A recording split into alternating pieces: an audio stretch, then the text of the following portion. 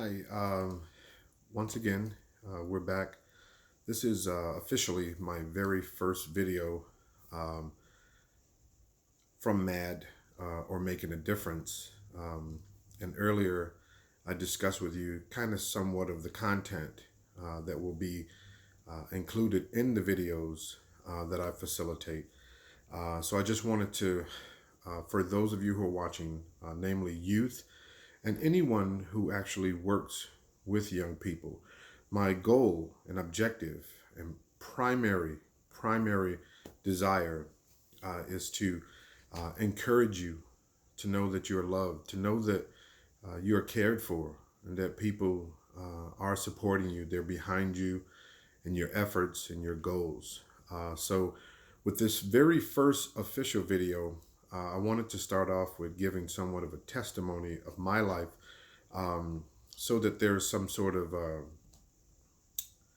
just evenness in the conversation while I'll be doing a lot of the talking. My hopes are that you who are watching will reflect on your own life, that there will be some clarity in your own mind, and that you, in the searching, would find some answers, perhaps get some help, separate yourselves, remove yourself from bad things, people, or places. Um, so, with that being said, um, I'm Smith, uh, and I'm from Chicago, born and raised in Chicago. I'm the youngest boy of 14 children, six brothers and seven sisters, all with the same father. Born and raised in Chicago on the South Side, where I spent majority of my young life in various neighborhoods: Bronzeville, Inglewood, over east. I'm not really sure what the neighborhoods are called, but as you can see, I have some neighborhoods from the Chicagoland area highlighted here on my shirt. Big Chicago fan, not of the weather, but of Chicago itself. So at the age of 14, I had my first kid. At 15, I had my second kid. By the age of 19, I was on my third kid that I knew about. And by that time, from the age of 13 to in between the age of 19, I was molested by a man, someone who lived in the same projects or apartment building that I grew up in for most of my young life. About four adult women molested me. And in my mind, as a young person, I was under the assumption that those things were okay, that that was cool, that it made me hip or fit in or whatever it's called. Never at any time in my life did I understand that someone was manipulating me, someone had been violating me, someone had been taking advantage of me, and someone, in and of their own selves, had possibly had these things happen to them. This brokenness is handed down a lot of times in our community, in every household, not just the black community. It happens in Hispanic homes, in white homes, in Asian homes, in rich, poor, at the hand of some family members, at the hands of some of the people that we trust and open our doors to every single day. We sit next to these people on the train, we ride the bus with them, we attend family gatherings with them, funerals.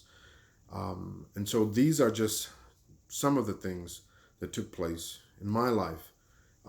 Experimenting with drugs, lying and deceiving myself as well as my mom.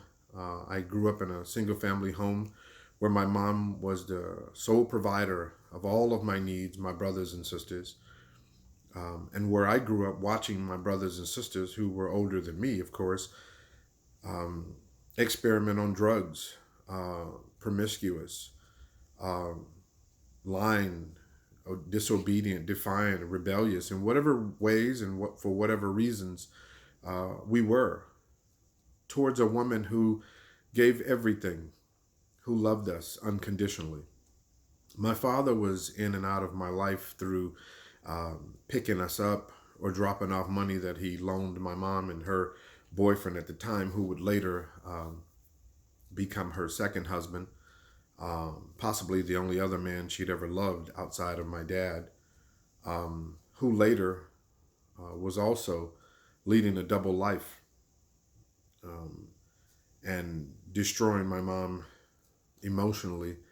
Um, I would, along with my brothers and sisters, bring uh, men and women out of the house at different times of night, no regard for the hurt or the disappointment that it caused my mom and myself.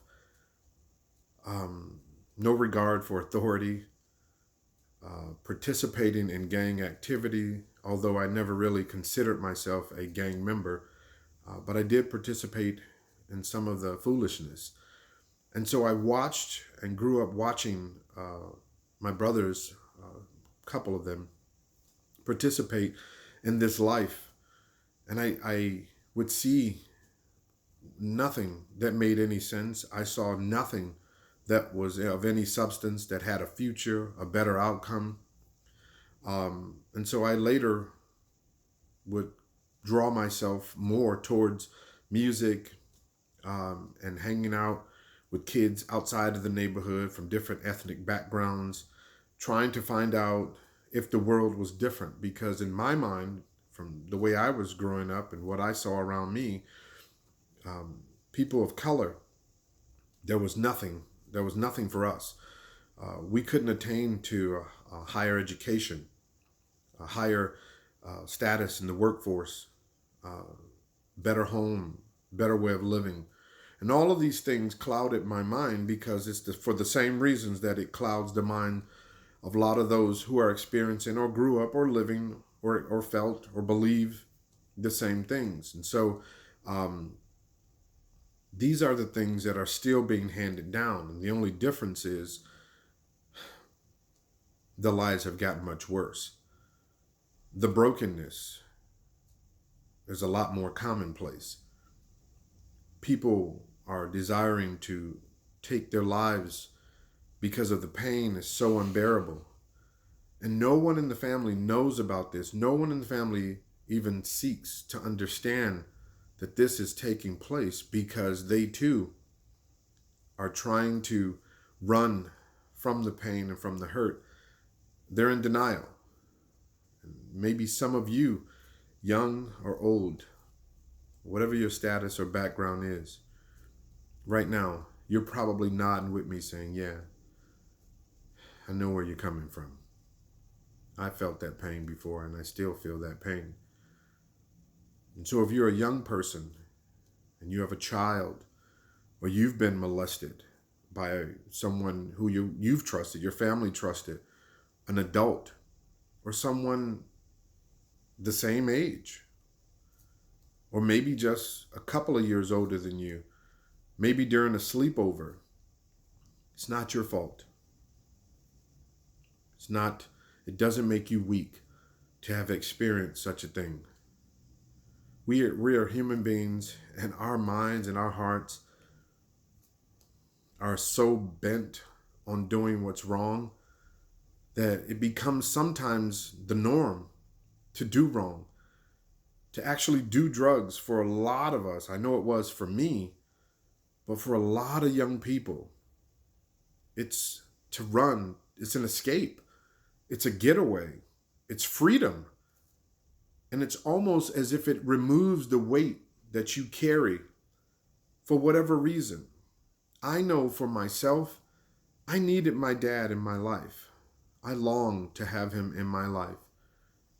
And all I remember were the things that my mom told me about what he had did or had done or failed to do or did in their relationship.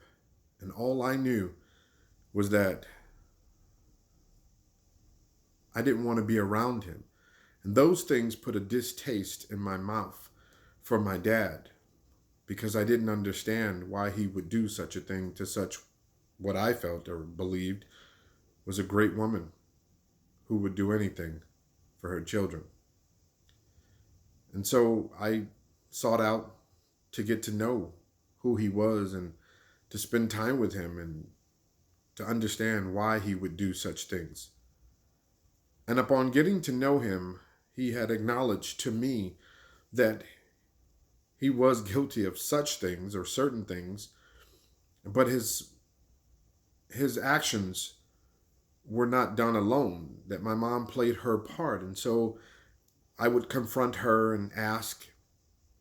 And once things became clear, I started to understand, man, I need to get the full story. And then I began to want them to be together. But even that brought about more brokenness in my heart because I wanted two broken people, two human beings who were incapable of living a perfect life, having so many things that are probably taking place in their homes, in their world, to come together and create more brokenness. And so I later would finish high school, having been in over, at that time, by the time I finished high school, I had already been involved in about a little over 200 or more sexual partners that I had been with. I was looking at some time in jail for my involvement in a couple of crimes, none of which, and this will be the first time if once my family hears this, that was even a reality. But thank God that I'm here now and I'm not paying for many of the things that I've done before. But those were just some of the things. I had participated or encouraged at least 5 different people, women, to abort babies or kill them in the eyes of some, with threats that if you didn't, we couldn't be together. Some, we agreed that it wasn't the best thing because we were either in other relationships, whether marital or single, and the other one married, for reasons that I wouldn't have been a great dad in their eyes, or I myself felt that way. I've experienced friendships, just like some of you, young or old, who are watching this, where you understood and you knew, you clearly knew that that person is actually bringing darkness in your life, more than what you already had inside, but they were bringing more darkness, and they had no intention of growth, no intention of graduating to the next level in their life, no intention of achieving any form of greatness, no intention of trying to progress towards something new. And they were set in their ways and they were complacent, and you knew it all along, deep down inside. I'm wasting my time. I'm wasting my life. And so I would finish college, had gotten married at a young age, had another child, and that marriage ended in horrible chaos of infidelity on the part of us both, seeking something that was not or never there. Many of us, as the saying goes, we look for greener grass. But in reality, that grass, and oftentimes is turf. It's not even real grass. And when we see that it's greener, we come to realize that it was never real. And the reason why it looked greener is because it was fake. It was because it was painted on. It was a mirage. And we began to see things in the desert of our life that look and appear like some sort of sustenance or water, only to find out when we lay our hands down and bring it up that we're only drinking the sand. And I've come to learn in my young life, and even more now in my older years, that people drink the sand not because they're thirsty. They drink it because they don't know the difference.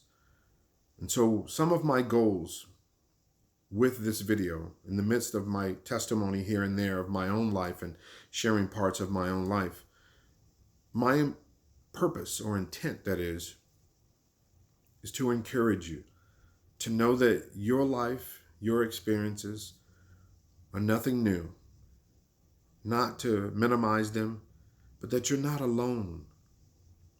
Whether you're in my family, a friend of mine, a coworker who's watching this, whoever you are, you're not alone.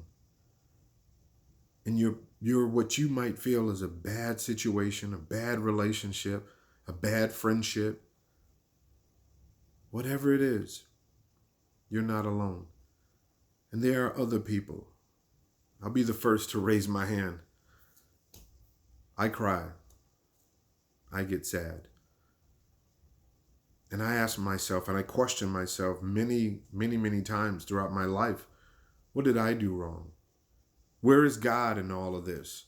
Where are my friends? Where are those who profess or who are supposed to love me? Those are many different questions that we could come up with every single day. But I wish, and I hope, and my goal, and my objective is to encourage you to move forward in your life, to seek out help, to take hold of those resources that exist in our world, in our community, in our life, in our homes, to take hold of that newness in your life that you have now come to know, whether it's through your faith, through a job, career, relationship, whatever it is, whether it's with a significant other, your child, whoever. My prayer for you and my hope is that each one of us, all of us, because I am always, always learning, and I have not arrived, nor will I until I'm gone. My goal is for us not to get off or caught up in debates. I appreciate any responses, remarks, comments, but I'm not interested in debates. I'm not interested in making any of this seem like this is a cure. I cannot save you. And no matter what is said in these videos may be an answer for you. Whatever you seek, consider your ways, consider your heart, consider your desires and what it is that you need. All of us, one thing we have in common, that common denominator, is we all want to be loved. We all want to be respected. We all enjoy hugs. Every single one of us enjoys a smile. And it makes you feel good. It makes you feel good when you appreciate it. It makes you feel good as a human being, as a young lady, as a man, as a father, as a grandfather, as a friend, a cousin, uncle, a niece, or a nephew, a woman, a wife. Doesn't it? It's okay. It's okay to nod. It's okay to say yes. It's okay to say amen. Whatever it is you want to say. It feels good. And so I'm not trying to tickle your ear with any of these videos. I only want to tell you the truth. Whatever it is you do with that truth, it's up to you. I will use quotes. I may quote scripture. I may quote something I saw in a movie, something I heard on the radio. But most importantly, I just want you to know it's not about me. I'm not doing these videos for me. It's about you. You, the viewer, the listener.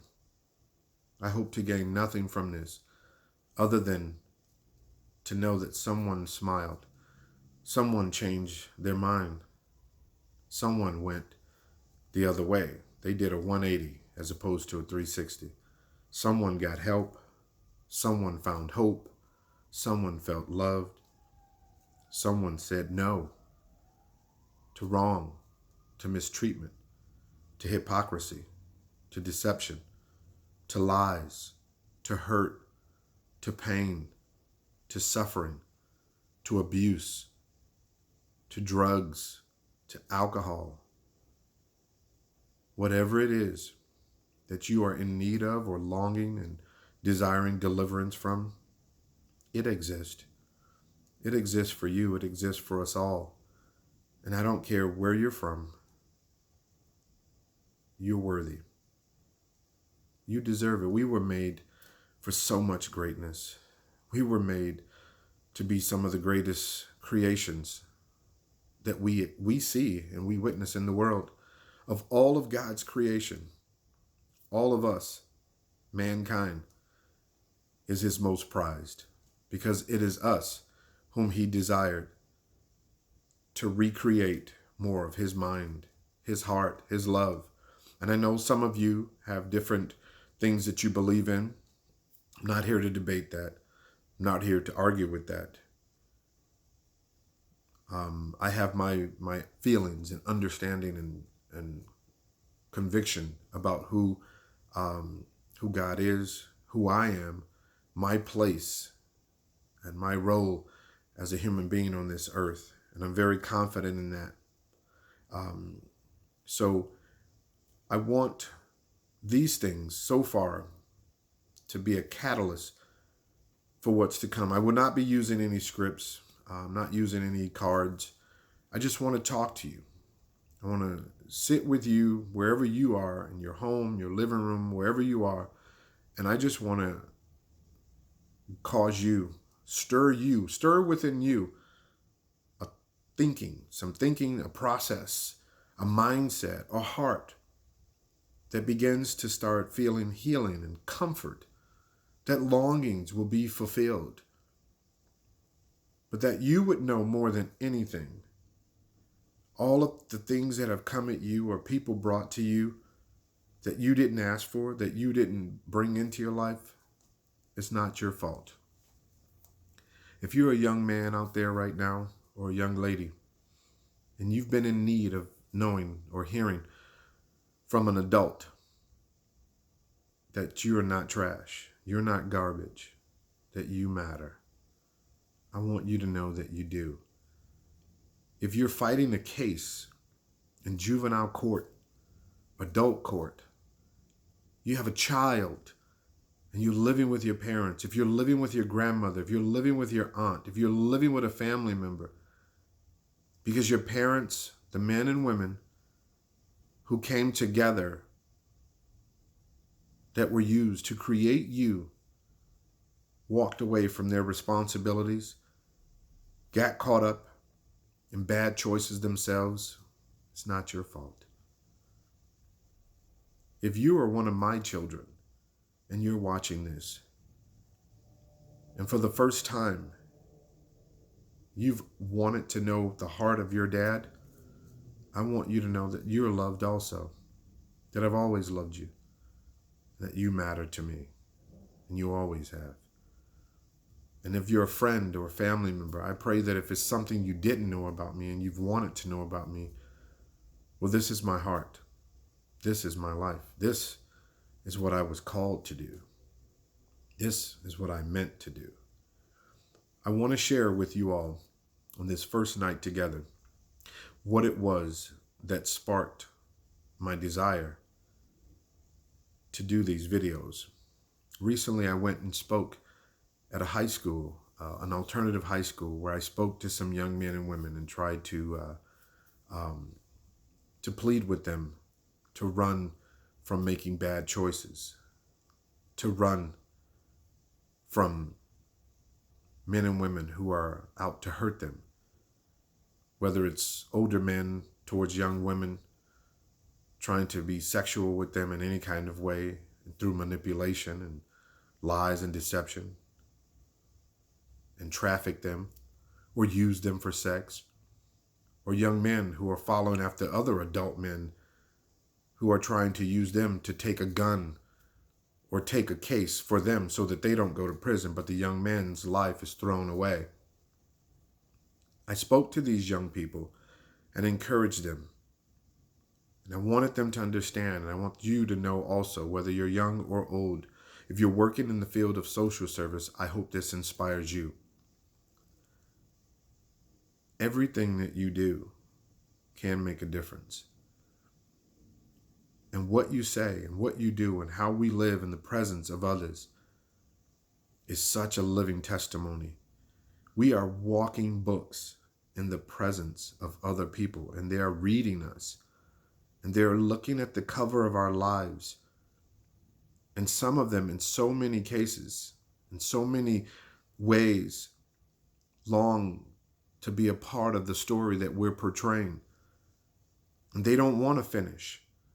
And they just hope and pray that the story just goes on and on because they're so engulfed with what we're saying or doing.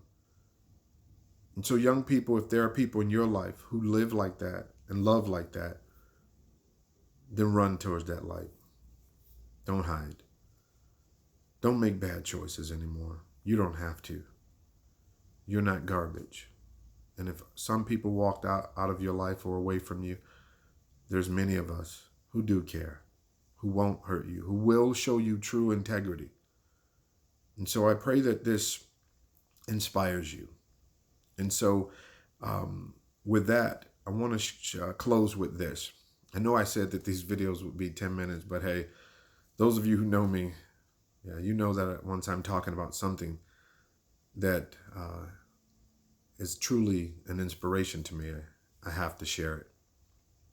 When I was a teenage boy and I started living with my dad, who passed away, was an ordained minister, who was a very, very warm-hearted man, or had become a very loving and committed and truthful, I might add, man of God. And when I say that, I'm not just using it in loosely like many people do. He wasn't make-believing. He really did honor God. He really did live a life that was truly inspiring, that made me want to look into what it was that he lived. Like I just said, he was a walking letter, a walking Bible, for lack of better words. And so one day I was riding with him in his car, and he would play worship music, gospel music, Christian music, music that was all centered on God and giving God honor and praise, whether hymns or various artists, whoever they were at the time. And I remember one time he listened to a sermon. I don't know who the guy was, but I know it was a guy. And the title of his sermon, which is what inspired me to do the work that I do now, working with young men and women, adolescents who are at very high risk of dying, being entrapped in all different types of crimes, spending their lives in prison, whether juvenile or adult prison. This man did a message entitled, "What Does It Take to Make You Cry?" And that in and of itself was just recently brought back to my remembrance. And I was asked that question as I spoke to these young people. What does it take to make you cry? What does it take to make you cry? How long will we sit around and allow other people to take advantage of us, young people? How long, adult people, will you sit in the home with your own children and not talk to them? How long will you, community activists, men or women of faith, or men and women who profess faith, or men and women who have no faith, how long will you sit around? What does it take to make you cry? May everything that I've said thus far and leading up to our next video, may you think about that tonight. May you ponder the actions that you live out, that you carry out in your home with the people that you profess to love. Young people, may you begin to start feeling cared for. May you desire to want to know what's next. If this inspires you, if it touches you, any of you, then I truly, truly am making a difference.